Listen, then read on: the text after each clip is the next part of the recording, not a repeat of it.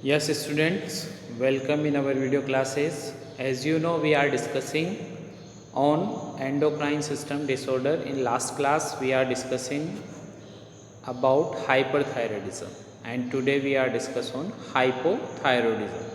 So, hypothyroidism it is just opposite to the hyperthyroidism, a condition in which the inadequate amount of thyroid hormone T3 and T4 is इनएडिक्वेट amount produced by the thyroid gland. ठीक है, तो hypothyroidism में क्या हो रहा है यहाँ पर कि जो थायराइड हार्मोन है T3 एंड T4, ठीक है, तो उनका जो सिक्रीशन या प्रोडक्शन है थायराइड ग्लैंड से वो यहाँ पर डिक्रीज हो रहा है। तो जब इनएडिक्वेट अमाउंट हो जाएगा यहाँ पर थायराइड हार्मोन का, तो इनएडिक्वेट अमाउंट होने की वजह से क्या हो जाएगा, डायरेक्ट इम्पेक्ट आएगा कि इसकी वजह से बेसिक मेटाबॉलिक रेट जो है BMR जो है वो डिक्रीज हो जाएगा। ठीक है, तो इसके डिक्रीज़ होने से क्या होंगे कि जो एक इंडिविजुअल में साइन एंड सिम्टम है वो यहाँ पर डायरेक्ट इफेक्ट होते हैं। अलग अलग साइन एंड सिम्टम जो है यहाँ इंडिविजुअल के अंदर दिखाई देते हैं। ठीक है, जैसे कि जब BMR कम हो जाता है तो एक इंडिविजुअल का पेरास्टाल्सिस मूवमेंट कम हो जाता है। ठीक है, इंडिविजुअल को कॉन्स्टिपेशन रहता है। ठीक है,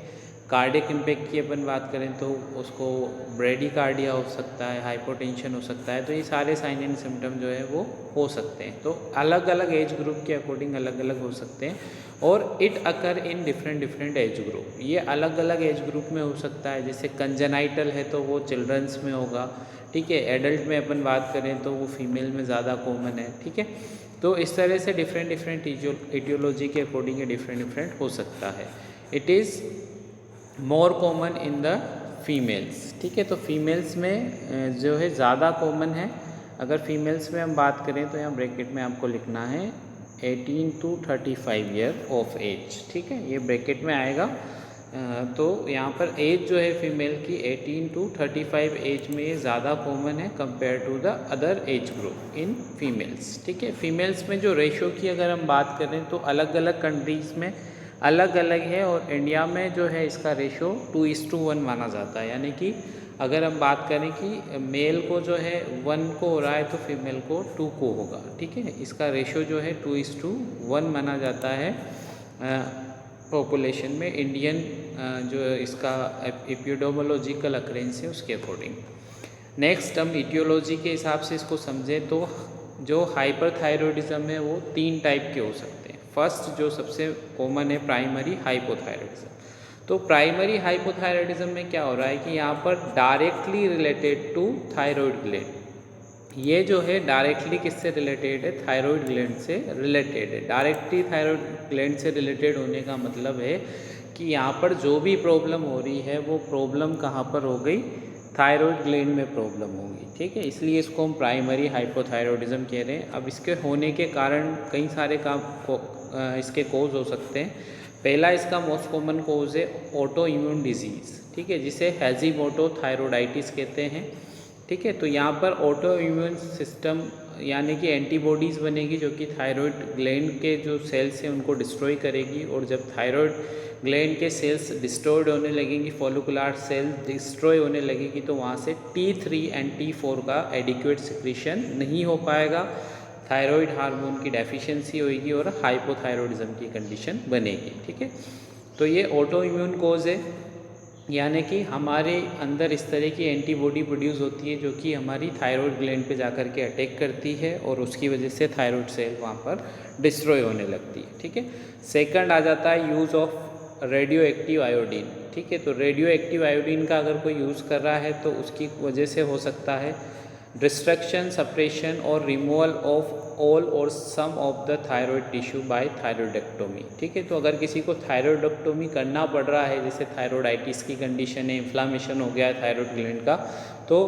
पार्शियल और कंप्लीट रिमूवल अगर किया जा रहा है थायराइड ग्लैंड का तो उसकी वजह से भी जो है, या किसी भी तरह से डिस्ट्रक्शन या सप्रेशन किया जा रहा है जैसे कि आयोडीन, रेडियो एक्टिव आयोडीन का यूज़ करते हुए, या जो है थायराइड एंटी थायराइड मेडिसिन जो है हाइपरथायरॉयडिज्म में दी जाती है, तो वो ज़्यादा अगर उसका अमाउंट दिया जा रहा है या एडवर्स इफेक्ट आता है तो उसकी वजह से भी उस इंडिविजुअल को जो है हाइपोथायरॉयडिज्म की कंडीशन बन सकती है। नेक्स्ट हम बात करें नेक्स्ट कोर्स की, तो डाइट्री आयोडाइड डेफिशिएंसी, है ना। तो आयोडीन की डेफिशिएंसी होने की वजह से, क्योंकि आयोडीन जो है वो एसेंशियल है T3 T4 के प्रोडक्शन के लिए, बिना आयोडीन की प्रेजेंस के जो है वो थायराइड हार्मोन का प्रोडक्शन T3 T4 का प्रोडक्शन वो नहीं हो पाएगा। तो iodine is a essential elements for the production of thyroid hormone, ठीक है। तो हिली एरिया या हाई एप्टीट्यूड पे जो रहते हैं तो वहाँ पर जो है आयोडीन कम होता है। या हम सोइल की बात करें कि पहाड़ों पर जो मृदा पाई जाती है, जो सोइल पाई जाती है, मिट्टी पाई जाती है, उसके अंदर जो है आयोडीन कम होता है, और इसी वजह से वहाँ के पानी में भी अगर हम देखेंगे तो आयोडीन थोड़ा सा कम होता है कंपैरेटिवली। तो ऐसे इंडिविजुअल अगर आयोडाइज्ड सॉल्ट को एडिक्वेट अमाउंट में नहीं यूज़ कर पाते हैं तो उनमें जो है आयोडीन की डेफिशिएंसी हो जाती है, जिससे फिर गोइटर भी होता है, ठीक है। और वो हाइपोथायरॉयडिज्म की कंडीशन की वजह से ही, क्योंकि जो है वहाँ पर थायराइड हार्मोन का सिक्रीशन नहीं हो पा रहा आयोडीन की एब्सेंस की वजह से, इसलिए जो है TSH कंटिन्यूस स्टिमुलेट होगा। और TSH जो है वो स्टिमुलेट करेगा किसको, जो सेल्स हैं, फॉलिकुलर सेल्स हैं थायराइड ग्लैंड की, उनको। तो उसकी वजह से यहाँ पर जो है हाइपरट्रोफी होगी, किनके अंदर, थायराइड ग्लैंड के अंदर हाइपरट्रोफी होगी, और इसकी वजह से जो है एनलार्जमेंट हो जाएगा थायराइड ग्लैंड का, जिसको हम गोइटर कहते हैं, ठीक है। तो वो गोइटर की कंडीशन बन जाती है आयोडीन की डेफिशिएंसी की वजह से, और हाइपरथायरॉयडिज्म भी होता है, ठीक है, हाइपोथायरॉयडिज्म भी होता है। तो आयोडीन जो है क्योंकि असेंशियल एलिमेंट से तो डायरेक्टली ये रिलेटेड करता है हाइपोथायरॉयडिज्म से। नेक्स्ट है congenital defect of thyroid gland, जिसे हम क्रेटिनिज्म कहा जाता है, ठीक है। तो कंजेनाइटल डिफेक्ट है यानी कि जन्म से ही किसी को थायराइड ग्लैंड में प्रॉब्लम है, उसकी जो प्रॉपर फंक्शनल एबिलिटी है, या आप कह सकें कि स्ट्रक्चरल डैमेज है, तो वो कंजेनाइटल है, ठीक है। यानी जन्म के साथ ही डिफेक्ट जो है वो थायराइड ग्लैंड में होता है, और इस वजह से जो है प्रॉपर थायराइड हार्मोन का जो प्रोडक्शन है वो नहीं हो पाता थायराइड ग्लैंड से, और उसकी वजह से ग्रोथ फेलियर हो जाता है, जिस कंडीशन को क्रेटिनिज्म कहा जाता है, ठीक है। तो इस तरह के जो बच्चे होते हैं इनमें जो है मेनली मेंटल रिटार्डेशन के सिम्टम भी पाए जाते हैं, ठीक है। Next lithium therapy. तो लिथियम थेरेपी जो है कई जगह यूज़ होती है, इसको जो है कई प्रकार के साइकेट्रिक डिसऑर्डर में भी लिथियम का यूज़ किया जाता है। तो लिथियम जो है वो एक तरह का टॉक्सिक का काम करती है, ठीक है। तो लिथियम टॉक्सिसिटी अगर किसी को है तो उसकी वजह से हाइपोथायरॉयडिज्म हो जाएगा, लिथियम का लेवल ज़्यादा बढ़ने की वजह से ब्लड के अंदर वो डायरेक्ट इम्पेक्ट करेगा थायराइड ग्लैंड पे, और थायराइड टिश्यू को जो है वहाँ पर डैमेज करेगा, और उसकी वजह से थायराइड हार्मोन जो है वो सिक्रीट नहीं हो पाएगा, उसका सप्रेशन होगा, ठीक है।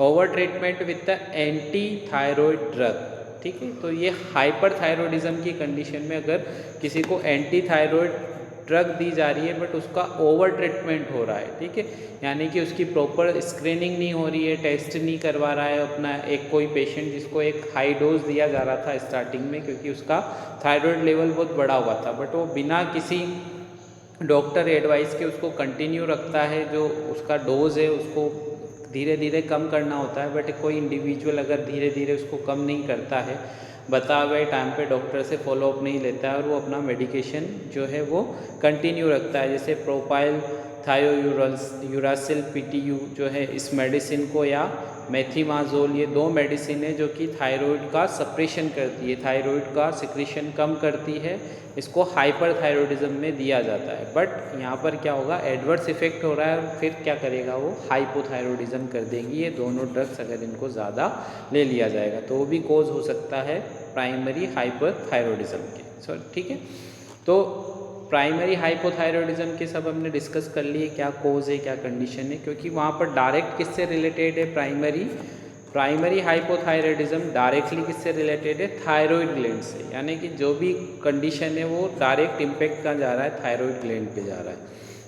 अब सेकेंडरी हाइपोथायरॉयडिज्म, यानी कि यहाँ पर जो है थायराइड ग्लैंड ठीक है, बस थायराइड ग्लैंड को जो है ज़रूरत होती है TSH की, जो कि कहाँ से सिक्रेट होता है, वो सिक्रेट होता है हमारी पिट्यूटरी ग्लैंड से, ठीक है। और पिट्यूटरी ग्लैंड जो है वहाँ पर प्रॉपर TSH का जो है सिक्रीशन नहीं कर पाती, और inadequate secretion of TSH leads to the hypothyroidism, यानी यहाँ थायराइड ग्लैंड में कोई प्रॉब्लम नहीं है, बट थायराइड ग्लैंड को जो है TSH की रिक्वायरमेंट होती है, जो हमें कहाँ से मिलता है, पिट्यूटरी ग्लैंड से मिलता है। तो पिट्यूटरी ग्लैंड में यहाँ पर प्रॉब्लम है, जैसे पिट्यूटरी ग्लैंड में ट्यूमर हो सकता है, नेक्रोसिस हो सकती है, या हेड ट्रॉमा भी, हाइपोथैलेमस भी उसमें आ जाता है, ठीक है। तो इसकी डिफेक्ट की वजह से जो है TSH जो है वो सिक्रेट नहीं हो पाता है, और TSH ये थायराइड स्टिमुलेटिंग हार्मोन है, तो ये सिक्रेट होगा तभी स्टिमुलेट करेगा थायराइड ग्लैंड को, तब जाकर के थायराइड ग्लैंड T3 T4 का सिक्रीशन करेगी। तो इसकी डेफिशिएंसी की वजह से, TSH की डेफिशिएंसी की वजह से जो है हाइपोथायरॉयडिज्म की कंडीशन बनती है, तो उसको हम सेकेंडरी हाइपोथायरॉयडिज्म कहते हैं। थर्ड आ जाता है सेंट्रल हाइपोथायरॉयडिज्म। किसी किसी बुक में इसको टर्शरी हाइपोथायरॉयडिज्म में कहा गया है, और किसी किसी बुक में जो है इसको सेकेंडरी हाइपोथायरॉयडिज्म के अंदर ही इंक्लूड किया गया है, ठीक है। तो इसको हम जो है सेंट्रल हाइपोथायरॉयडिज्म के इस पे ही याद रखेंगे, एक तीसरा टाइप मान करके, ठीक है। It is caused by decrease TRH by hypothalamus. तो यहाँ पर TRH जो है वो थायरोक्सिन रिलीजिंग हार्मोन है, जो कि कहाँ से रिलीज़ होता है, हाइपोथैलेमस से, ठीक है। तो ये हार्मोन जो है ये जाकर के स्टिमुलेट करता है पिट्यूटरी ग्लैंड को, पिट्यूटरी ग्लैंड से जो है वो TSH जो है वो सिक्रीट होता है, और TSH जाकर के फिर इम्पेक्ट करता है कहाँ पर, थायराइड ग्लैंड पे, और थायराइड ग्लैंड जो है T3 T4 का सिक्रीशन करती है। तो इस तरह से जो है मेन सबसे कि यहाँ पर ये टर्शरी कोज इसीलिए कहा गया है कि TRH जो है वो ज़रूरी है, सबसे पहले इसका प्रोडक्शन ज़रूरी है। जब इसका प्रोडक्शन होगा तो ये पिट्यूटरी ग्लैंड के पास जाएगा, और वहाँ से TSH जो है सिक्रीट होगा, ठीक है। जब TSH सिक्रीट होगा तो वो थायराइड ग्लैंड के पास जाकर के T3 और T4 को सिक्रेट करेगी, ठीक है। तो प्राइमरी में डायरेक्ट इम्पेक्ट आ रहा है, यानी T3 थायराइड ग्लैंड में प्रॉब्लम आ रही है, T3 T4 जो है वो सिक्रेट नहीं हो पा रहा। सेकेंडरी में TSH सिक्रेट नहीं हो पा रहा, जो कि ज़रूरी है किसके लिए, T3 T4 के प्रोडक्शन के लिए। और जो सेंट्रल हाइपोथायरॉयडिज्म है वहाँ पर TRH जो है वो सिक्रेट नहीं हो पा रहा, जो कि ज़रूरी है TSH के सिक्रीशन के लिए, ठीक है, स्टिमुलेशन के लिए।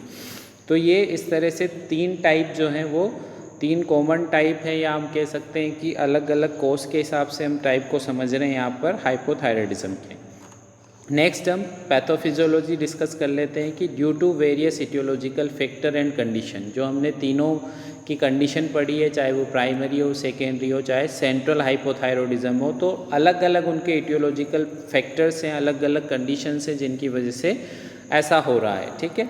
तो जो भी कोज रहे, जो भी इटियोलॉजी रहे, उसकी वजह से क्या होगा, ओवरऑल इम्पेक्ट ये होगा कि इनएडिक्वेट सिक्रीशन होगा थायराइड हार्मोन का, ठीक है। T3 T4 का सिक्रीशन कम हो जाएगा।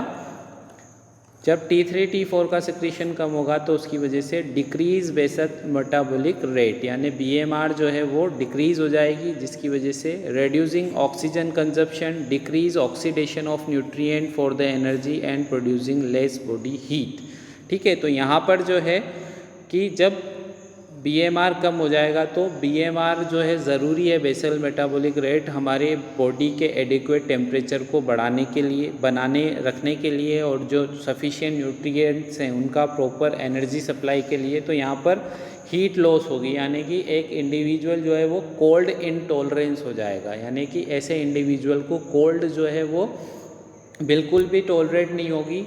जबकि हाइपरथायरॉयडिज्म में क्या हो रहा था, वहाँ पर हीट इंटॉलरेंस हो रहा था, ठीक है। तो यहाँ पर थोड़ा सा हम दोनों को कंपेयर अगर करते हुए पढ़ते हैं, याद रखने की कोशिश करते हैं, तो हमारे लिए इजी हो जाता है। हाइपर में जो है वो क्या हो रहा था कि हीट ज़्यादा प्रोड्यूस हो रही थी, इसलिए वहाँ पर क्योंकि BMR बढ़ रहा था तो हीट ज़्यादा प्रोड्यूस हो रही थी और हीट इंटॉलरेंस हो रहा था। यहाँ पर BMR डिक्रीज़ हो रहा है और इसकी वजह से जो है हीट कम प्रोड्यूस हो रही है, और इसकी वजह से कोल्ड इंटॉलरेंस होता है, ठीक है। तो जब BMR डिक्रीज़ होगा तो उसकी वजह से general slowing of physical and mental processes and other sign and symptom जो है वो दिखाई देने लगते हैं, जैसे कि फैटिक, लेथार्जी, वेट गेन, ठीक है। BMR कम होगा तो वेट गेन होने लगेगा, BMR ज़्यादा होगा तो वेट लॉस होता है, ठीक है। तो ये जो है साइन एंड सिम्टम, अगर इसकी हम बात करें तो सारे साइन एंड सिम्टम जो है वो अपोजिट हो जाते हैं किससे, हाइपरथायरॉयडिज्म में, ठीक है। हाइपरथायरॉयडिज्म से अपोजिट है सारे साइन एंड सिम्टम।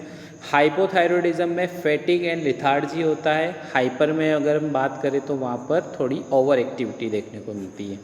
यहाँ पर वेट गेन हो रहा है, हाइपर में वेट लॉस होता है, ठीक है। यहाँ पर complaint of cold head and field यानी कोल्ड इंटॉलरेंस हो रहा है, हाइपर में हीट इंटॉलरेंस होता है, ठीक है। यहाँ पर डिक्रीज हार्ट रेट यानी ब्रैडिकार्डिया और हाइपोटेंशन के सिम्टम देखने लगेंगे। कार्डियक इम्पैक्ट जो आएगा इसकी वजह से, हाइपोथायरॉयडिज्म की वजह से, तो यहाँ पर भी हाइपोटेंशन और ब्रैडिकार्डिया होगा। हाइपर में ये टेकिकार्डिया होता है और यहाँ पर हाइपरटेंशन होता है, ठीक है। रेड्यूस अटेंशन स्पाज्म, ठीक है। तो एक इंडिविजुअल का मेंटल प्रोसेस थोड़ा सा स्लो हो जाता है, इसलिए वो प्रॉपर अपना अटेंशन जो है मेंटेन करके नहीं रख पाता, इसलिए इम्पेयर्ड शॉर्ट टर्म मेमोरी जो है वो देखने को मिलती है, यानी कि उसका कॉग्निटिव फंक्शन जो है वो भी डिक्रीज हो जाता है। Severe constipation, decrease peristalsis movement, तो जब पेरिस्टालसिस मूवमेंट कम होगी तो ऑटोमेटिकली उसकी वजह से जो है कॉन्स्टिपेशन जो है पेशेंट में होगा, ठीक है। हाइपर में क्या होता है, यहाँ पर इंक्रीज पेरिस्टालसिस होती है और पेशेंट को डायरिया के सिम्टम देखने को मिलते हैं, ठीक है। Next, generalized appearance of thick puffy skin, subcutaneous swelling in hands, feet and eyelids, ठीक है। तो ये जो कंडीशन है इसे माइक्सी एडिमा कहते हैं, मैक्सी एडिमा या माइक्सेडेमा, जो भी आप इसका प्रोनाउंसिएशन करना चाहें, ठीक है। इसको मैक्सी एडिमा भी बोल सकते हैं या माइक्सेडेमा भी बोल सकते हैं, ठीक है। तो उसमें क्या है कि ये एक कंडीशन है जो कि हाइपोथायरॉयडिज्म से रिलेटेड है, ठीक है। इसमें क्या हो रहा है कि एक इंडिविजुअल के हैंड, फिट और आईलीड पर जो है वो स्वेलिंग हो रही है और पफी स्किन देखने को मिलती है, यानी कि आईज़ और जो फेस है वो थोड़ा सा स्वेलिंग टाइप दिखता है, थोड़ा सा स्वेलिंग जो है वो देखने को मिलती है, क्योंकि यहाँ पर एडिमा है, वहाँ पर एक्यूमुलेशन होता है फ्लूइड का, उसकी वजह से, क्योंकि प्रॉपर क्योंकि बीएमआर जो है वो डिक्रीज़ हो रही है, तो उसकी वजह से जो है फ्लूइड का रिटेंशन होने लगेगा, एक्स्ट्रा सेलुलर फ्लूइड रिटेंशन होने की वजह से एडिमा जो है वो होगा और जो है थिकनेस और पफीनेस जो है वो इंक्रीज़ होगी, ठीक है। तो ये जो है यहाँ पर देखने को मिलता है। वहीं अगर हाइपर में अगर हम बात करें तो वहाँ पर जो है फ्लूइड लॉस होता है, क्योंकि डायरिया कंटिन्यूस है, तो उसकी वजह से जो है वहाँ पर थिन या हम कह सकें कि स्किन ट्रगर जो है वहाँ पर देखने को मिलता है, ठीक है। इसी तरह से नेक्स्ट साइन एंड सिम्टम की बात करें, thinning here, loss of lateral 1/3 of eyebrow, ठीक है। तो यहाँ ड्राइनेस हो रही है कंटिन्यू, ड्राइनेस होने की वजह से, क्योंकि क्या है यहाँ पर स्वेटिंग कम होगी, है ना, क्योंकि टेम्परेचर कम हो रहा है बॉडी का, तो एडिक्वेट जो है वो स्वेटिंग नहीं हो पाएगी। हाइपरथायरॉयडिज्म में जो है स्वेटिंग ज़्यादा हो रही थी, तो वहाँ पर किस तरह के जो शाइनी हेयर हो रहे थे, एक इंडिविजुअल की स्किन और हेयर की हम बात करें तो वो शाइनी हो रहे थे, यहाँ पर जो है ड्राई होने की वजह से जो है ये यहाँ पर लॉस होने लगता है हेयर्स का और थिनिंग होने लगती है, ठीक है। मेनोरेजिया एंड एमनोरिया, ये जो है फीमेल्स के अंदर जो है साइन एंड सिम्टम देखने लगते हैं, मेंसेंस से रिगार्डेड एबनॉर्मलिटीज़ हो सकती हैं और डिक्रीज लेबिडो, ठीक है। तो ये जो है डिक्रीज लेबिडो ये मेल में भी हो सकता है, बट फीमेल में ज़्यादा देखने को मिलता है, ठीक है। Neurologic science include the polyneuropathy, ठीक है। न्यूरोलॉजी पे भी इसका इम्पेक्ट आएगा, तो उसकी वजह से पॉलीन्यूरोपैथी हो सकती है। सेरेब्रल एटेक्सिया हो सकता है, यानी एक इंडिविजुअल को जो है थोड़ी सी प्रॉब्लम हो सकती है उसके बोलने के रिगार्डिंग, या वीकनेस उसको आएगी, ठीक है। तो एक जो नॉर्मल फंक्शन होते हैं एक इंडिविजुअल के, सारे जो कॉग्निटिव फंक्शन है वो थोड़े से डिस्टर्ब हो जाते हैं, ठीक है। मसल से एक वीकनेस यहाँ पे देखने को मिलेगी। Prolong deep tendon reflexes, specially ankle jerk, यानी एक इंडिविजुअल जो है प्रॉपर उसका मस्कुलो स्केलेटल जो फंक्शन है वो यहाँ पर डिस्टर्ब हो जाता है, क्योंकि जो न्यूरोमस्कुलर ट्रांसमिशन होता है वो यहाँ पर इम्पेक्ट होता है, प्रॉपर न्यूरोमस्कुलर ट्रांसमिशन नहीं हो पाता, और उसकी वजह से जो है प्रोलॉन्ग्ड डीप टेंडन रिफ्लेक्सेस, यानी रिफ्लेक्सेस जो है वो थोड़े से ज़्यादा टाइम लेते हैं, रिफ्लेक्स तुरंत नहीं आ पाते, क्विक रिफ्लेक्स की जगह किस तरह के रिफ्लेक्स हो जाएंगे, प्रोलॉन्ग रिफ्लेक्स हो जाएंगे, ठीक है। नेक्स्ट, हाइपर लिपोप्रोटीनीमिया, यानी कि ब्लड के अंदर जो है वो लिपोप्रोटीन का अमाउंट बढ़ने लगता है या कोलेस्ट्रॉल जो है वो बढ़ने लगता है, ठीक है। क्यों बढ़ने लगता है, क्योंकि यहाँ पर प्रॉपर मेटाबॉलिक रेट जो है वो डिक्रीज़ हो रही है। तो जब किसी चीज़ का, जैसे हमने न्यूट्रिशन में जो है वो अगर हम प्रोटीन ले रहे हैं या कोलेस्ट्रॉल ले रहे हैं तो उसका प्रॉपर मेटाबॉलिज्म नहीं हो पाएगा, तो उसका जो लेवल है वो बॉडी के अंदर इंक्रीज़ होने लगेगा। ठीक है। Next, enlarge heart on chest X ray. ठीक है, तो यहाँ पर जो है कार्डियोमायोपैथी भी देखने को मिल सकती है, यानी एनलार्जमेंट ऑफ कार्डियक मसल्स जो है वो देखने को मिल सकता है। तो ये भी इसका एक जो है कॉम्प्लिकेशन या सीवियर कंडीशन के अंदर ये इस तरह के साइन एंड सिम्टम देखने को मिल सकते हैं। नेक्स्ट हम बात करें डायग्नोस्टिक इवैल्यूएशन की कि किस तरह से इसको डायग्नोस किया जाए। तो इम्पोर्टेंट है हिस्ट्री कलेक्शन, फैमिली हिस्ट्री अगर है या इस तरह का कुछ भी जेनेटिकल इम्पैक्ट हम देखने की कोशिश करते हैं, या ऑटो इम्यून डिजीज़ अगर किसी इंडिविजुअल को हो रही है तो वो सब हम हिस्ट्री कलेक्ट करते हैं, किस तरह के साइन एंड सिम्टम कितने टाइम से पेशेंट के अंदर हो रहे हैं। ठीक है, इस तरह के साइन एंड सिम्टम फैमिली में भी किसी को हुए हैं। ठीक है, तो ये सब हिस्ट्री कलेक्ट में कंप्लीट हिस्ट्री कलेक्शन हम करेंगे। फिजिकल एग्जामिनेशन इंपॉर्टेंट है, head to toe physical examination, जिसमें जो भी साइन एंड सिम्टम हमने देखे हैं वो सब हम ऑब्जर्व करेंगे कि पेशेंट का बॉडी टेम्परेचर जो है वो मेंटेन है कि नहीं, डिक्रीज़ हो रहा है। ठीक है, उसकी जो है कॉन्स्टिपेशन के सिम्टम्स अगर हैं, कार्डियक जो है ब्रेडिकार्डिया, हाइपोटेंशन, तो ये सब फिजिकल एग्जामिनेशन में हम उसको कंपेयर करेंगे कि जो भी साइन एंड सिम्टम हो सकते हैं पेशेंट के हाइपोथायरॉयडिज्म में, उनमें से क्या क्या साइन एंड सिम्टम जो है वो प्रेजेंट है। ठीक है, नेक्स्ट हम बात करें कि थायराइड फंक्शन टेस्ट, ये इम्पोर्टेंट होता है, चाहे इसको हम हाइपरथायरॉयडिज्म में भी इसी से पता लगाएंगे कि कंडीशन क्या है, और हाइपो में भी। ठीक है, तो यहाँ पर जो है लो हो जाता है T3 एंड T4 का लेवल, यानी नॉर्मल लेवल से जो है डिक्रीज़ होगा। अब यहाँ पर जो TSH का लेवल है वो प्राइमरी हाइपोथायरॉयडिज्म में तो बढ़ा हुआ आएगा, क्योंकि हमने डिस्कस कर लिया है कि प्राइमरी हाइपोथायरॉयडिज्म में जो डायरेक्ट किससे रिलेटेड है, थायराइड ग्लैंड से। तो यहाँ पर जो है TSH तो पिट्यूटरी से रिलीज़ होता है, तो वो नॉर्मली रिलीज़ होता रहेगा, यानी उसका लेवल जो है थोड़ा सा बढ़ जाएगा, क्योंकि T3 T4 को मेंटेन करने के लिए पिट्यूटरी जो है वो फीडबैक मैकेनिज्म से वहाँ पर मैसेज जाएगा कि TSH को ज़्यादा स्टिमुलेट होने की या ज़्यादा रिलीज़ होने की रिक्वायरमेंट है, तो इसका लेवल बढ़ जाएगा। वहीं अगर सेकेंडरी हाइपोथायरॉयडिज्म की बात करें तो वहाँ पर क्योंकि प्रॉब्लम कहाँ पर हो रही है, डायरेक्ट पिट्यूटरी ग्लैंड में ही हो रही है और डिक्रीज़ हो रहा है TSH, इसी वजह से T3 और T4 का लेवल भी डिक्रीज़ होगा। थायराइड ग्लैंड जो है वो नॉर्मल होती है सेकेंडरी हाइपोथायरॉयडिज्म की कंडीशन में, तो उस वजह से जो है यहाँ पर TSH जो है डिक्रीज़ होगा, प्रॉब्लम होगी पिट्यूटरी ग्लैंड में। ठीक है, तो ये जो थोड़ा सा हमको ध्यान रखने की यहाँ पर ज़रूरत है कि प्राइमरी में जो है TSH का लेवल बढ़ेगा, सेकेंडरी में TSH का लेवल कम होगा। ठीक है, नेक्स्ट हम बात करें तो elevation of serum cholesterol and lipid level, जैसा हमने देख लिया कि मेटाबॉलिक रेट डिक्रीज़ हो रहा है, तो जो भी हम न्यूट्रिएंट लेंगे उनका प्रॉपर मेटाबॉलिज्म नहीं हो पाएगा और उसकी वजह से जो लेवल है वो इंक्रीज़ होने लगेगा। नेक्स्ट, एलिवेशन ऑफ थायराइड पर ऑक्सीडेज एंटीबॉडीज़। ठीक है, तो ये जो है ऑटो इम्यून कंडीशन को डिटेक्ट करने के लिए कि अगर ये एंटीबॉडी बन रही है तो वो कहीं ना कहीं जो है वो हाइपोथायरॉयडिज्म को कोज करेगी। एंटी थायरोग्लोबिन एंटीबॉडीज़ जो है, ये दोनों एंटीबॉडीज़ हम डिटेक्ट करते हैं। इम्यूनोग्लोबिन स्टडीज़ जो है, इम्यूनोग्लोबिन टेस्ट के थ्रू इसको डिटेक्ट किया जाता है, जो कि ऑटो इम्यून अगर डिजीज़ है, कोज है, तो उसको आइडेंटिफाई करने के लिए।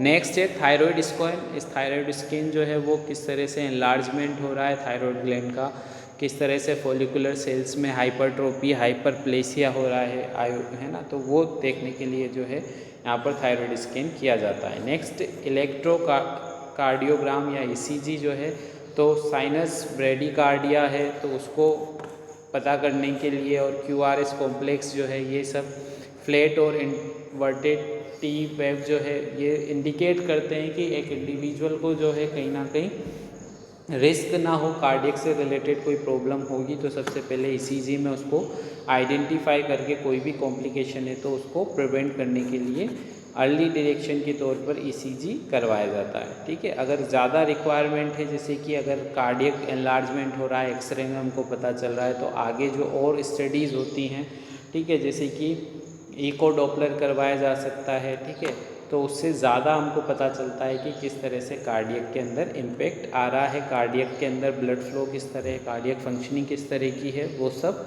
ठीक है। तो फिर वहाँ पर कार्डियक की ज़्यादा स्टडी करनी होती है, वहाँ पर ईसीजी के साथ साथ और जो है जैसे इको डॉपलर करवाया जा सकता है पेशेंट को, और जो भी कार्डियक एंजाइम है उनके रिगार्डिंग CK-MB और ये सब अगर रिक्वायर्ड है, जैसे कि अगर किसी को MI और एंजाइना ये सब सिम्टम देखने को मिलते हैं साथ में, तो वहाँ पर फिर आगे और स्टडी करवाई जाती है। ठीक है, बाकी प्राइमरी तौर पर सिर्फ ECG करवाया जाता है ताकि कार्डियक इम्पैक्ट और जो साइन एंड सिम्टम जो वाइटल साइंस हम ऑब्जर्व करेंगे तो उसमें हमको ब्रेडिकार्डिया और हाइपोटेंशन इंडिकेट करेगा कि हाइपोथायरॉयडिज्म की वजह से कार्डियक इम्पैक्ट भी आ रहा है। ठीक है, clear.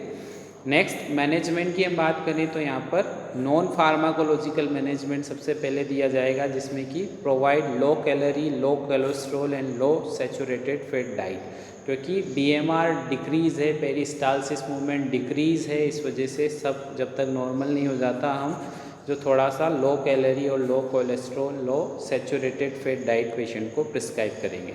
Provide high fibre, roughage and liquid diet to prevent the constipation. दूसरा जो होगा कि पेशेंट को ऐसी डाइट प्रोवाइड की जाए जो कि ईजिली मेटाबोलाइज हो जाए, ठीक है, जिसमें फाइबर ज़्यादा हो ताकि कॉन्स्टिपेशन की रिस्क ना हो, रफेज ज़्यादा हो, लिक्विड डाइट ज़्यादा हो। ठीक है, प्रोवाइड वार्म एनवायरनमेंट, तो पेशेंट को यहाँ पर कोल्ड इंटॉलरेंस हो रहा है, इस वजह से उसको हम थोड़ा सा वार्म एनवायरनमेंट प्रोवाइड कराने की कोशिश करेंगे। ठीक है,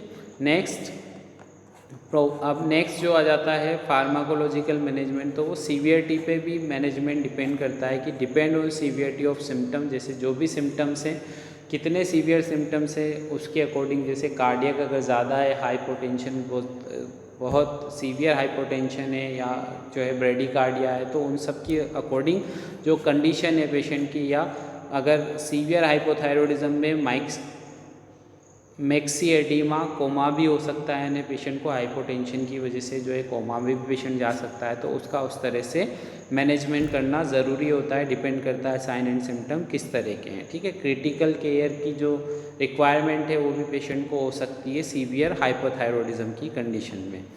as thyroid hormone level gradually return to normal, the patient is monitor closely to prevent complication resulting from the sudden increase in the metabolic rate and oxygen requirement. ठीक है, तो जब हम यहाँ पर पेशेंट को थायराइड स्टिमुलेटिंग टैबलेट देना शुरू करते हैं या T3 T4 की टैबलेट देना स्टार्ट करते हैं, तो वहाँ पर मॉनिटर करना ज़रूरी है कि थायराइड का लेवल अचानक से फ्लैक्चुएट ना हो, यानी बहुत ज़्यादा सडनली इंक्रीमेंट ना हो, तो उसकी वजह से भी कॉम्प्लिकेशन यहाँ पर हो सकते हैं, इसलिए उसकी क्लोज मॉनिटरिंग करना ज़रूरी है। ठीक है, मैनेजमेंट में मेडिकल मैनेजमेंट की अगर हम बात करें तो थायराइड हार्मोन जो है वो टैबलेट फॉर्म में या जो है इसको इंट्रावीनसली भी एडमिनिस्टर किया जा सकता है, जैसे T4 लियोथायरोक्सिन जो है वो कई नाम से आता है, यहाँ पर सिनथायरॉइड, लिवोथायरॉइड या लिवोक्सिल नाम से यहाँ पर आते हैं, ब्रांड नेम है इसके। T3 जो है वो लियोथायरोनिन साइटोमिल नाम से आता है यहाँ पर, और टैक्स मिक्स्ड यानी दोनों T3 T4 मिक्स्ड जो हैं वो आर्मोर थायरॉइड या थायरोलर नाम से यहाँ पर अवेलेबल होते हैं, तो ये ब्रांड नेम है। अब यहाँ पर ज़्यादातर जो है वो T3 ज़्यादा दिया जाता है, because T3 act more quick than the T4। ठीक है, तो T4 से जल्दी जो है वो काम करता है T3, इसलिए T3 जो है वो ज़्यादा देना प्रेफर किया जाता है। और ये जो है वो अगर किसी को अनकॉन्शियसनेस है या मैक्सी एडिमा कोमा है, तो उस पेशेंट को जो है यहाँ पर T3 देना प्रेफर किया जाता है। ठीक है, T4 भी दे सकते हैं, बट ऐसे पेशेंट को जो कि वहाँ पर एब्जॉर्प्शन उसका जल्दी होगा, उसका रिजल्ट जल्दी मिलेगा, इसलिए T3 दिया जाता है। ठीक है, sodium levothyroxine T4 is administered parenterally until consciousness is restored. तो अगर T4 देना है तो उसको हम किस तरह से देंगे, किस रूट से देंगे, यहाँ पर पेरेंट्रल रूट से देंगे। इसको कब तक दिया जाएगा, जब तक कि पेशेंट कॉन्शियस नहीं हो जाता। कॉन्शियस होने के बाद फिर उसको हम ओरली दे सकते हैं। ठीक है, later patient is continue on oral thyroid hormone therapy.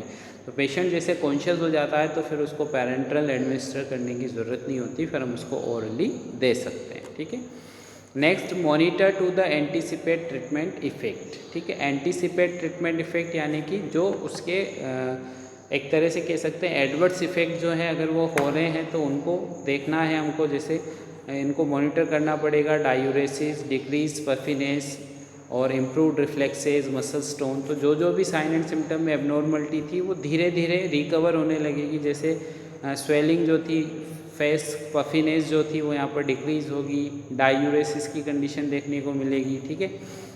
उसके अलावा इम्प्रूव्ड रिफ्लेक्सेस, जो यहाँ पर न्यूरोमस्कुलर ट्रांसमिशन स्लो हो रहा था, रिफ्लेक्सेस स्लो हो रहे थे, वो यहाँ पर इम्प्रूव होंगे। मसल स्टोन इम्प्रूव होने लगेगा। एसिलरेटेड पल्स रेट जो ब्रेडिकार्डिया है तो वो नॉर्मल पल्स रेट होने लगेगा। A slightly higher level of total serum T4, अगर ब्लड में देखेंगे तो T4 का लेवल भी वहाँ पर एलिवेट होने लगेगा। All sign of hypothyroidism should disappear in 3 to 12 week, ठीक है। अगर प्रॉपर मैनेजमेंट दिया जाए तो हाइपरथायरॉयडिज्म को 3 से 12 वीक में जो है हम रिकवर कर सकते हैं। डिक्रीज TSH लेवल, अगर प्राइमरी हाइपरथायरॉयडिज्म है तो वहाँ पर फिर जब इफ़ेक्टिव अगर मैनेजमेंट किया जाएगा तो उसको हम डिक्रीजिंग TSH लेवल, क्योंकि प्राइमरी हाइपरथायरॉयडिज्म में TSH का लेवल बढ़ने लगता है तो वो भी यहाँ पर डिक्रीज देखने को हमको मिलेगा, क्योंकि जैसे T3 T4 का लेवल बढ़ेगा ऑटोमेटिकली TSH का लेवल कम होने लग जाएगा फीडबैक मैकेनिज्म के थ्रू, ठीक है। तो ये जो है इस तरह से इसमें मेडिकल मैनेजमेंट किया जाता है। नेक्स्ट हम बात करें नर्सिंग मैनेजमेंट की, तो नर्सिंग असिसमेंट जो है वो इम्पोर्टेंट है। नर्सिंग असिसमेंट में हम हिस्ट्री कलेक्शन करेंगे, सिम्टम्स के रिगार्डिंग, मेडिकेशन के regarding, past history of thyroid disease, अगर फैमिली हिस्ट्री है तो कोई सर्जरी हुई है, जैसे हाइपरथायरॉयडिज्म रहा है तो उसको अगर थायराइड ग्लैंड की कोई प्रॉब्लम रही है, जैसे थायराइड इन्फ्लामेशन रहा है, थायराइडेक्टोमी हुआ है, तो ये सब हम जो है हिस्ट्री कलेक्शन में पता करेंगे। दूसरा परफॉर्म मल्टी सिस्टम असेसमेंट, जिसमें सब कुछ आ जाएगा, वाइटल साइंस आ जाएंगे, ठीक है। कार्डियक से रिलेटेड जो भी साइन एंड सिम्टम है, respiratory, neurological function, GI system किस तरह से वर्क कर रहा है, तो complete head to toe physical examination में सब कुछ हमको आइडेंटिफाई हो जाएगा, ठीक है। अगर हम नर्सिंग डायग्नोसिस की बात करें तो यहाँ पर कुछ इंपॉर्टेंट नर्सिंग डायग्नोसिस बनती हैं हाइपोथायरॉयडिज्म की कंडीशन में। First, decrease cardiac output related to decrease metabolic rate and decrease cardiac conduction, ठीक है। तो यहाँ पर जो हमारा नर्सिंग गोल हो जाएगा to improve the cardiac output and to improve the metabolic rate, ठीक है। इंटरवेंशन जो है हम वो रेगुलर यहाँ पर वाइटल साइंस की मॉनिटरिंग करेंगे, ताकि कोई भी अगर एबनॉर्मलिटी है तो उसका अर्ली डिटेक्शन किया जा सके। यहाँ पर ECG जो है वो कंटिन्यूसली मॉनिटर किया जाएगा। ECG को भी यहाँ एडवांस कार्डियक मॉनिटर के थ्रू जो है, ताकि किसी भी तरह का अगर कोई कार्डियोवास्कुलर स्टेटस में डिटेरियोरेशन हो रहा है तो उसका अर्ली आइडेंटिफिकेशन किया जा सके और उसके रिगार्डिंग अप्रोप्रिएट इंटरवेंशन किए जा सके।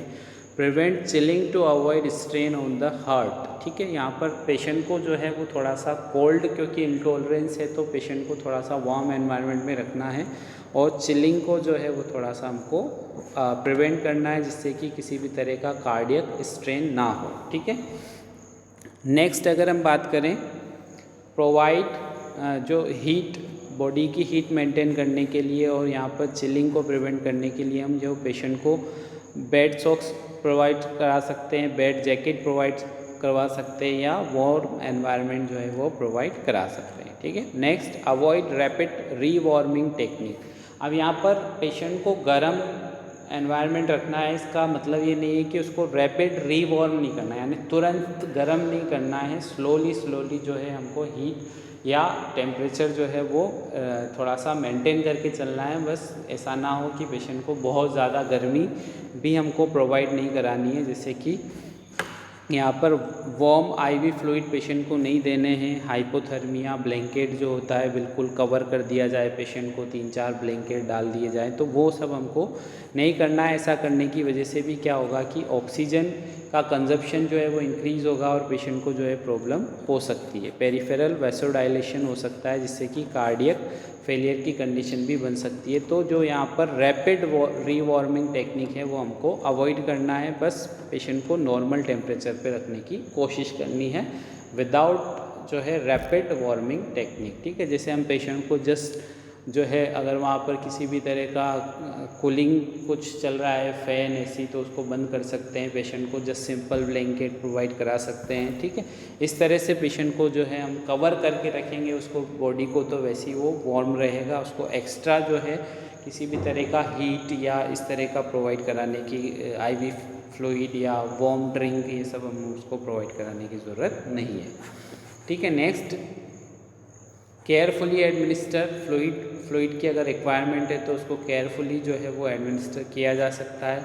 एडमिनिस्टर ऑल प्रिस्क्राइब ड्रग, जो भी T3 T4 की रिगार्डिंग जो भी प्रिस्क्राइब ड्रग है वो एडमिनिस्टर की जाती है।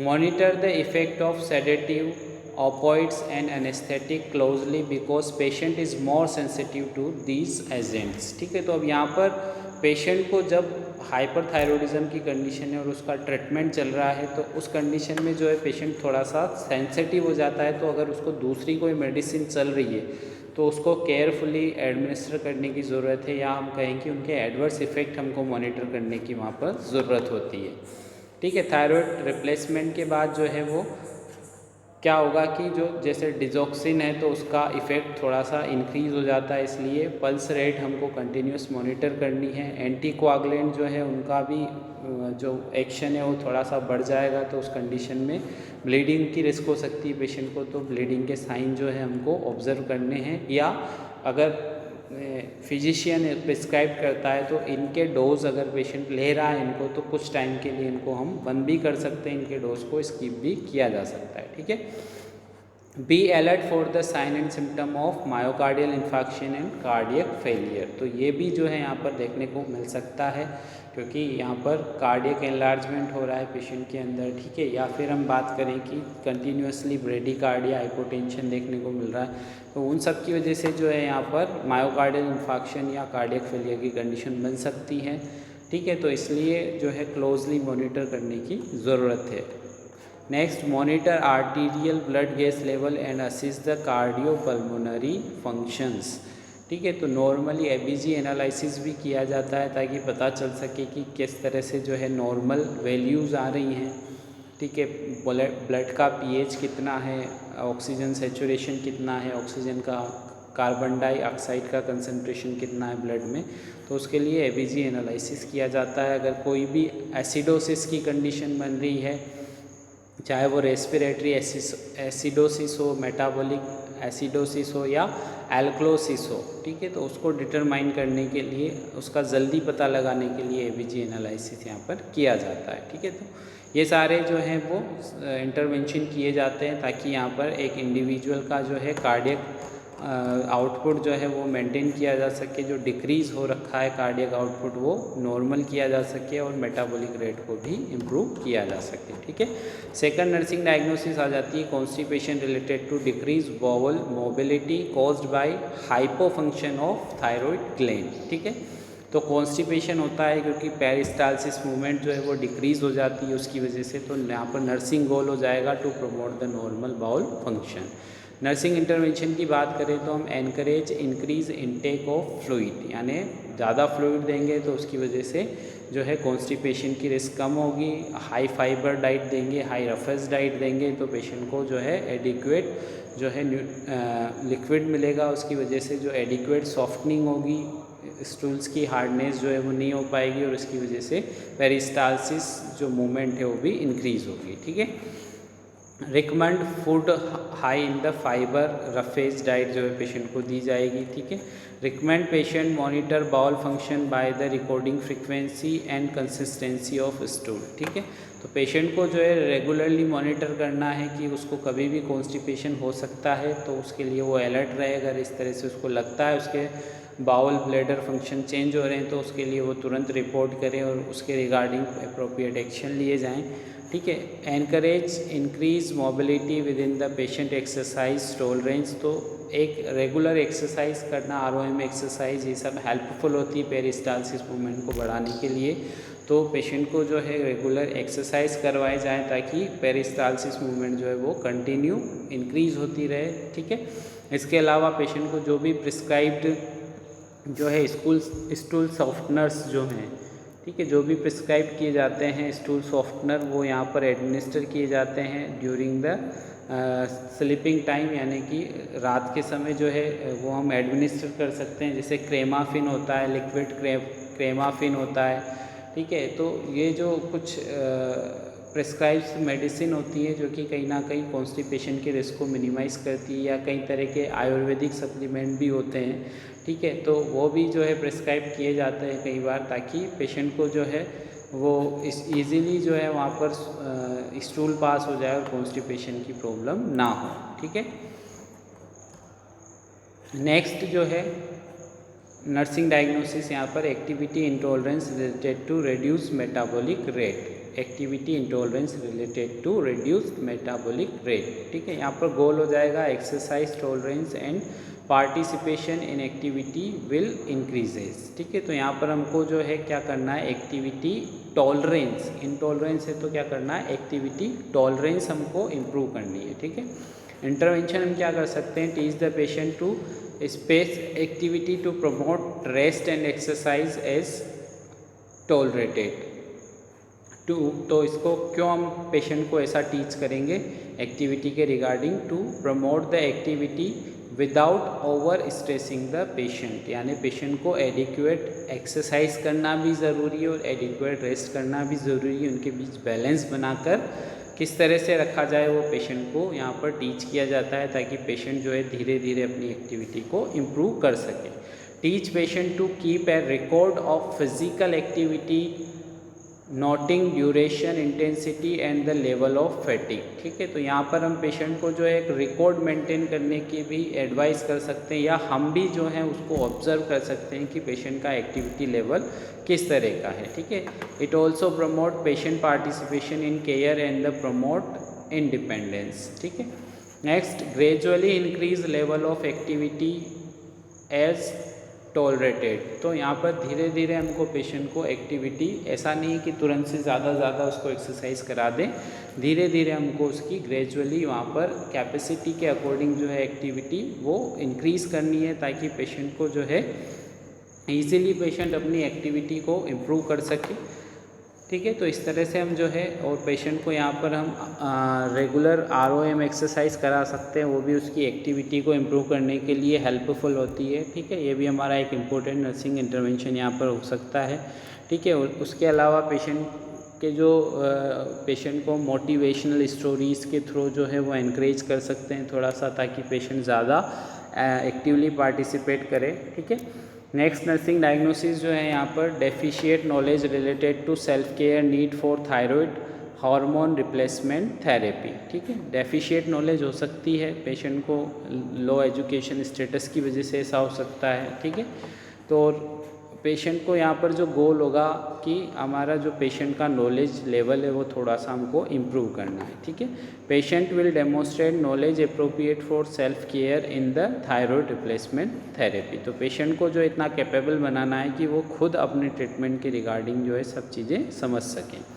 इंटरवेंशन की हम बात करें, teach patient about the nature of chronic hypothyroidism and the purpose of thyroid hormone replacement therapy, ठीक है। तो यहाँ पर पेशेंट को हमको सारी चीज़ें जो है वो समझानी है, हाइपोथायरॉयडिज्म उसके पर्पस क्या है, हार्मोन रिप्लेसमेंट थेरेपी जो है वो क्यों दी जा रही है पेशेंट को, वो सारी चीज़ें हमको समझानी है। Provide rational for the adherence to the prescribed hormonal replacement, ताकि पेशेंट को कोई डाउट नहीं रहे, उसको साइकोलॉजिकल सपोर्ट मिले, और जब उसको क्लियर हो जाएगा कि उसको मेडिसिन क्यों लेनी है, कितनी लेनी है, किस अमाउंट में लेनी है, क्या हेल्पफुल है मेडिसिन का, क्या चीज़ें हमको मॉनिटर करनी है, तो वो उसके लिए जो है कहीं ना कहीं एक्टिवली पार्टिसिपेशन उसको साइकोलॉजिकली भी स्टेबल करता है, ठीक है। Next, describe effect of thyroid hormone medication to the patient, ठीक है। तो जो भी इफेक्ट है थायराइड हार्मोन की मेडिकेशन के वो हमको पेशेंट को क्लियरली समझाने हैं। अलाउ द पेशेंट टू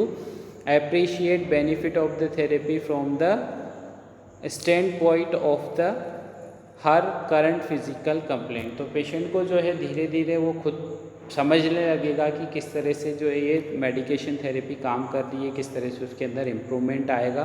तो ये पेशेंट को भी बताने की क्या क्या आपको इम्प्रूवमेंट अपने अंदर ऑब्जर्व करना है, ठीक है।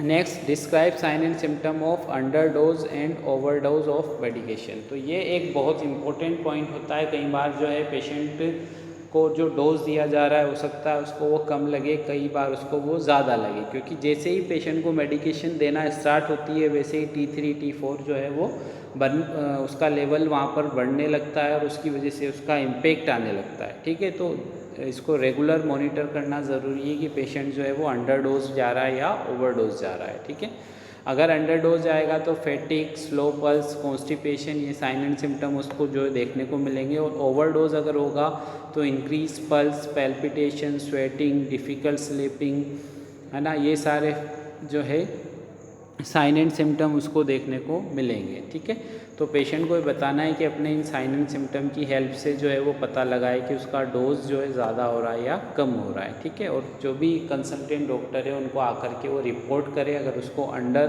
डोज के साइन एंड सिम्टम अपीयर हो रहे हैं या ओवर डोज के साइन एंड सिम्टम अपीयर हो रहे हैं तो।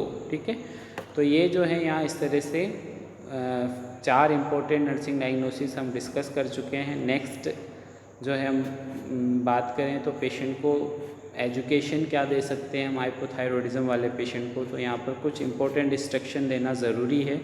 जैसे पेशेंट को जो है ज़रूरत होती है उसको समझाने की कि थायराइड हार्मोन रिप्लेसमेंट थेरेपी वो जो है उसको लाइफ टाइम भी चल सकती है। ठीक है, तो उसको ये काफ़ी टाइम तक लेना पड़ सकता है जब तक कि उसका जो है हार्मोन लेवल नॉर्मल नहीं हो जाता। अगर कंडीशन इस तरह की है जैसे किसी को थायराइड रिमूवल हो चुका है, थायरॉइडेक्टोमी हो चुकी है, तो अब उसको थायराइड हार्मोन तो बनेगा नहीं। ठीक है, क्योंकि थायराइड ग्लैंड जो है उसकी निकाली जा सकती है, तो निकाली जा चुकी है, तो इस वजह से अब उसको लाइफ टाइम जो है मेडिकेशन से ही T3 और T4 उसको लेना पड़ेगा। तो ये लाइफ लॉन्ग जो है उसको लेना पड़ सकता है। पहला तो इंस्ट्रक्शन समझाने की ज़रूरत है। दूसरा कि how and when to take medication, कब और कैसे मेडिकेशन लेनी है उसका टाइमिंग और डोज बताना की ज़रूरत है, समझाने की ज़रूरत है। Next, sign and symptom of insufficient and excessive medication, reinforce teaching by providing written instruction. तो पेशेंट भूल ना जाए इसलिए उसको सारे जो है बुकलेट के फॉर्म में हम साइन एंड सिम्टम की इमेज के तौर पर हम पेशेंट को बता सकते हैं, ताकि पेशेंट अगर ज़्यादा पढ़ा लिखा भी हुआ नहीं है तो वो प्रॉपर AV8 का यूज़ करते हुए समझ सके कि उसको क्या है साइन एंड सिम्टम जो है वो ओवरडोज के हो रहे हैं या लोअर डोज के हो रहे हैं। ठीक है, next, the necessity of having blood evaluation periodically to determine the thyroid level. Patient को समझाने की ज़रूरत है कि आपको रेगुलर थायराइड फंक्शन टेस्ट कराना ज़रूरी है। क्यों ज़रूरी है ये भी समझाने की ज़रूरत है। अदरवाइज़ पेशेंट कई बार जो होते हैं दवा लेके घर चले जाते हैं और दोबारा फॉलोअप के लिए नहीं आते हैं, दोबारा थायराइड फंक्शन टेस्ट कराने नहीं आते हैं और उनको फिर कॉम्प्लिकेशन हो सकते हैं। ठीक है, next, fluid intake and use of fiber to prevent the constipation. तो पेशेंट को यहाँ पर एडिक्वेट फ्लूइड इनटेक करने की ज़रूरत है ताकि उसको कॉन्स्टिपेशन को प्रिवेंट किया जा सके। Next, control of dietary intake to limit calorie and reduce weight. अगर पेशेंट को यहाँ पर वेट इंक्रीज़ हो रहा है तो उस कंडीशन में जो हम लो कैलोरी डाइट और एक्सरसाइज बताते हैं वो हेल्पफुल होता है पेशेंट का वेट कंट्रोल करने के लिए, वेट लूज़ करने के लिए। ठीक है, assist patient in identifying sources of information and support available in the community. तो जो भी यहाँ पर पेशेंट को हमको आइडेंटिफाई करना है उसका क्या क्या ज़रूरत है उसको, या हम कह सकते हैं कि कम्युनिटी में उसको क्या सपोर्ट मिल सकता है। हो सकता है कि पेशेंट किसी दूर गांव से आया हो, दूर कम्युनिटी से, रूरल कम्युनिटी से आया हो, तो उसको अगर कभी इमरजेंसी लगती है तो उसके नियर बाई वो जाकर के कहाँ कंसल्ट कर सकता है, या उसको जो दूसरे आजकल एडवांस मेथड है, टेलीफोनिक मेथड, या जो है हम कह सकते हैं वीडियो कॉल, इन सब के यूज़ के हिसाब से अगर ये फैसिलिटी भी अवेलेबल हो पाती है तो इनके बारे में भी हमको पेशेंट को बताना है, ताकि पेशेंट जो है अगर उसको कोई भी प्रॉब्लम होती है तो उसके रिगार्डिंग जो है through the call, through the video call वो जो है कांटेक्ट कर सके डॉक्टर को और एडिक्वेट जो भी उसको कंसल्टेशन चाहिए वो उसको प्रोवाइड हो सके। ठीक है, तो इस तरह से ये जो हाइपोथायरॉयडिज्म आज हमने डिस्कस किया आपको क्लियर हुआ होगा। ठीक है, तो मेनली हाइपोथायरॉयडिज्म नाम से पता चल रहा है, हाइपो यानी कम होना, किसका कम होना, थायराइड का कम होना, नॉर्मल से कम होना। ठीक है, तो थायराइड में यहाँ पर मेनली हम बात करें T3 T4 का कम होना। ठीक है, तो डायरेक्टली अगर इम्पेक्ट हो रहा है किससे, थायराइड ग्लैंड से, यानी T3 T4 जो है वो डायरेक्ट यहाँ पर जो है हम बात करें कि प्राइमरी में क्या होगा, TRH भी नॉर्मल होगा, TSH भी नॉर्मल होगा, बट प्रॉब्लम कहाँ आएगी, थायराइड ग्लैंड में आएगी। यहाँ पर T3 और T4 का सिक्रेशन नहीं हो पाएगा फिर, ठीक है। उसके कई सारे कॉजेज़ हो सकते हैं, ऑटो इम्यून हो सकता है, रेडियो एक्टिव जो है वो उसका इम्पैक्ट आ सकता है यहाँ पर, ठीक है। लिथियम थेरेपी हो सकता है या ओवरडोज हो सकता है, ठीक है। तो ये अलग अलग जो है साइन एंड सिम्टम हो सकते हैं। सेकेंडरी की कंजेनाइटल हो सकता है, थायराइड ग्लैंड में डिफेक्ट हो, प्राइमरी का, ठीक है। सेकेंडरी की हम बात करें तो यहाँ पर क्या होगा कि हो सकता है थायराइड ग्लैंड में कोई प्रॉब्लम ना हो, पर उसको जो ज़रूरी है TSH, तो ये TSH जो पिट्यूटरी ग्लैंड से सिक्रीट होता है, ये एडिक्वेट अमाउंट में सिक्रीट नहीं होगा, इसकी डेफिशिएंसी होगी, ठीक है। क्यों, क्योंकि पिट्यूटरी ग्लैंड में किसी भी तरह का ट्यूमर नेक्रोसिस या ट्रॉमा होता है तो उसकी वजह से। और थर्ड आ जाता है सेंट्रल हाइपोथायरॉयडिज्म, ठीक है। तो यहाँ पर जो है हो सकता है कि जो TRH है, ठीक है, थायरोक्सिन रिलीजिंग हार्मोन, जो कि स्टिमुलेट करता है किसको, TSH को। तो ये जो TRH है इसके अंदर डेफिशिएंसी होती है या इसका प्रोडक्शन नहीं हो पाता। क्यों नहीं हो पाता, क्योंकि हाइपोथैलेमस में किसी भी तरह की प्रॉब्लम है, किसी भी तरह का जो अगर हेड इंजरी वगैरह हो जाती है तो उसकी वजह से हाइपोथैलेमस अपना काम नहीं कर पाता, ठीक है। तो उस वजह से जो है इसका सिक्रेशन नहीं होता और उसकी वजह से फिर आगे जा कर के हाइपोथायरॉयडिज्म हो सकता है, ठीक है। तो इसके कोज हैं, पैथोफिजियोलॉजी हमने डिस्कस कर ही ली है कि T3 T4 डिक्रीज़ होगा तो VMR डिक्रीज़ होगा तो फिज़िकल और मेंटल प्रोसेस वो स्लो हो जाएंगे, ठीक है। उसकी वजह से साइन एंड सिम्टम जो है वो सारे यहाँ पर हम डिस्कस कर चुके हैं कि क्या क्या साइन एंड सिम्टम है। डायग्नोस्टिक एवेल्यूएशन में T3 T4 TSH का लेवल देखा जाता है, इम्पोर्टेंट यही है। बाकी हिस्ट्री कलेक्शन, फिजिकल एग्जामिनेशन भी किया जाएगा। और अगर हमको ये ऑटो इम्यून का पता लगाना है तो उसके लिए इम्यूनोलॉजिकल